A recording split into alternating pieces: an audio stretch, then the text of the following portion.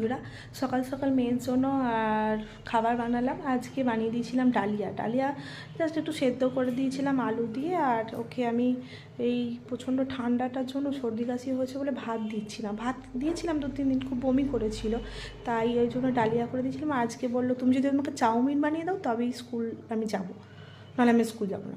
ওই জন্য নিরামিষ চাউমিন বানালাম। আর একটু রেখেছি, দেখো এই যে নিরামিষ চাউমিন।